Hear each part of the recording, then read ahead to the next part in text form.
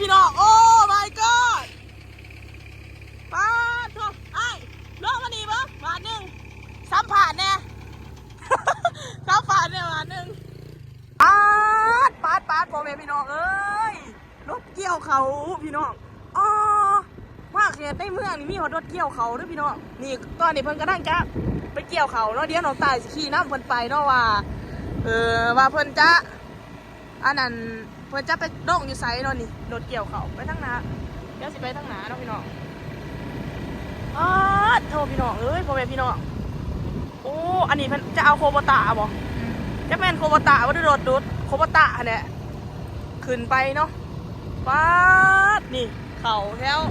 ตรงไหนตรงหน้าบ้านของหัวเนาะพี่น้อง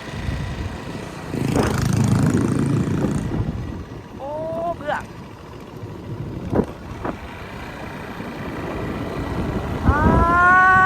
ดอกได้ก็นั่งเคยเห็นเด้อพี่น้องผมไม่ก็นั่งเคยเห็นดอกก็เห็นตอนนี้โทรศัพท์บ่เคยเห็นโตแท้นะวันเนาะอันนี้นี่เนาะผู้ใดอยากเกี่ยวเขาดีจะจ่าผู้ว่าจะจ่าจังไดนี่เนาะพี่น้องไอเอ้ยไอรถทางให้น้องเนตี้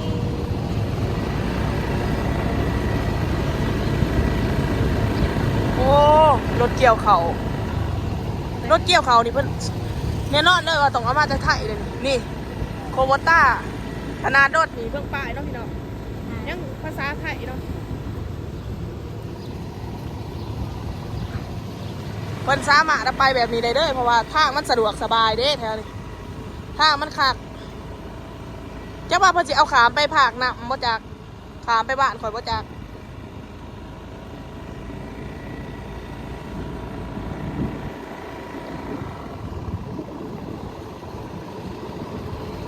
เดี๋ยวสิเบิ่งว่าเพิ่นจะจอดอยู่ไสเนาะพี่น้องอันนี้ก็จะเป็นทางเนาะเป็นทางยาวในบ้านอย่างนี้จะเป็นเพื่อนดาสาวรับไผ่เนาะดินมันกว้างกว่า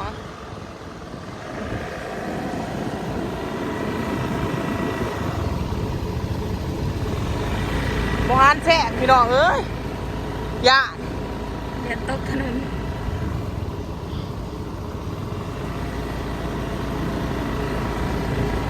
เดี๋ยวไปเบิ่งว่าเพิ่นจะจอดอยู่ไสเนาะ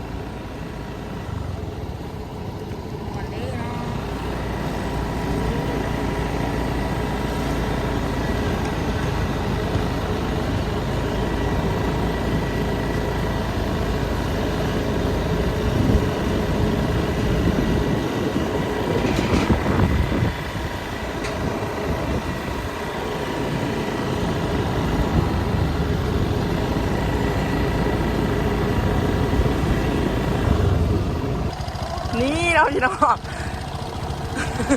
ป้าโถแมนป้าพี่น้องเนี่ยเราไปขี่เอาไว้ป้าพี่น้องรถเกี่ยวสวนกันรถเกี่ยวเขาสวนกันป้าโอ้ my god โอ้ my god เฮ้อมาธรรมดาได้บ้านเมืองคอยดีก็ได้ป้าพี่น้องจอดโอ้พี่น้องรถเกี่ยวสวนกันเนาะ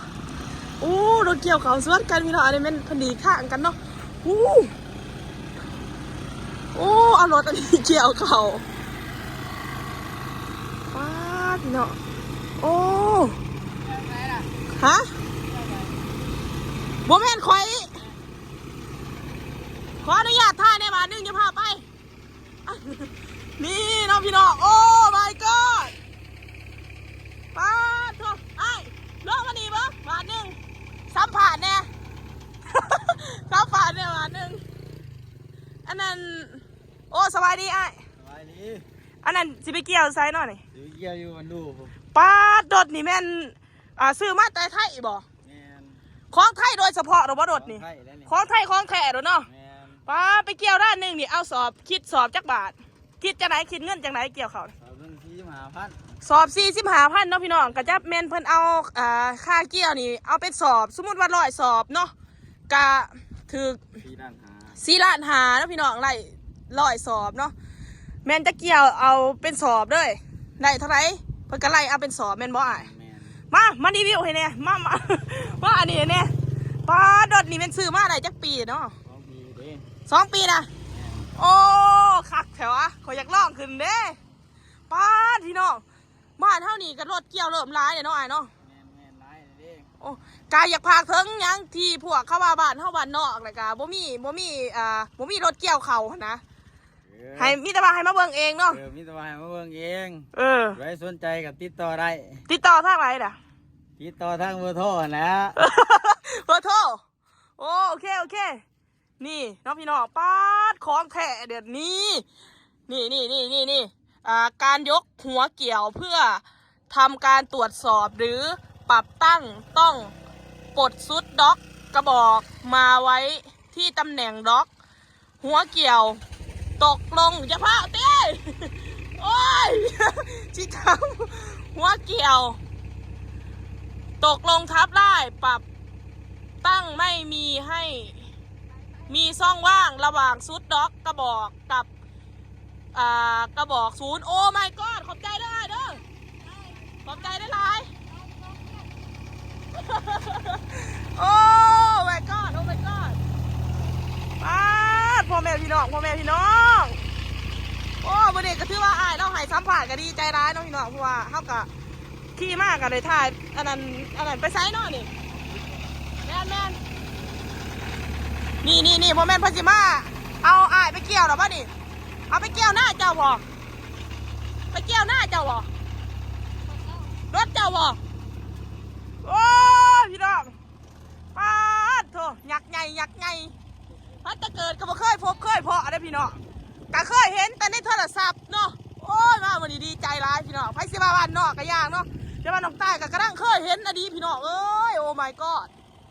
ไม่ใหญ่แล้วก็เบิ่งขนาดเนาะนี่เนาะกระด้างทางอยู่กองเพื่อนเนาะนี่ป่ะพี่น้องเดี๋ยวสิถ่ายบรรยากาศให้เบิ่งเด้อเนาะนี่อันนี้ก็จะเป็นทางเข้าบ้านน้องใต้เด้อจ้านี่น้องพี่น้องหลังจากมาหอนนี่น้องใต้ก็จะเห็นเพิ่นตากเขาเนาะแต่ว่าเกี่ยวไว้แล้วเพิ่นต้องตากเด้เอารถเกี่ยวมันบ่แห้งเนาะมันบ่คือเขาเฮาตากไขมันแดดแล้วก็อันนั้นนะแล้วก็มัดเอาหนะถามว่าผู้ใดอยากสบายนะพี่น้องสะดวกสบายกันนี่สามารถเอารถเกี่ยวไหลเนาะนี่อันนี้ก็จะเป็นเส้นทางเนาะเส้นทางเขาเมื่อบัดหรือว่าอะไรนี่เพื่อนกับปูตามทางนี่นะเนาะพี่น้องนี่แมนเขตบ้านแกงหัวด้วยจ้ามันน่าทึ่นเนาะนี่เดี๋ยวสิมาสัมผัสแม่เถาก่อนโอ้บนตากเขาเนาะสบายดีโอ้ตากเขาวะนี่แม่เถาเขานี่แม่เอารถเกี่ยวเอาบ่เดอ๋อเอารถเกี่ยวนี่ได้จักมือเลยเนาะโอ้เกี่ยวว่านี่เป็นยังคือต้องตากเพื่อให้มันแห้งบ่อ๋อฐานบ่แห้งนี่คล้ายเด้อเป็นเพิ่นบ่ซื้อบ่โอ้พี่น้องแม่ใหญ่เพิ่นตาเขาอยู่ได้จักสอบแม่ใหญ่เขาเอาน้ำเจ้าสอบจักพัด40บน50โอ้สอบ50ปัดนี่เนาะพี่น้องขอบใจเด้อขอบใจได้หลายนี่นะพี่น้องนั่งจากเกี่ยวแล้วกับตาคือกันเห็นไหมเนาะนี่ก็จะเป็นเส้นทางนะพี่น้องนี่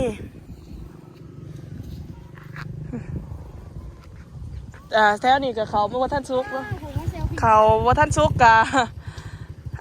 เพิ่นกับจะเกี่ยวอะไรฮะนี่เนาะ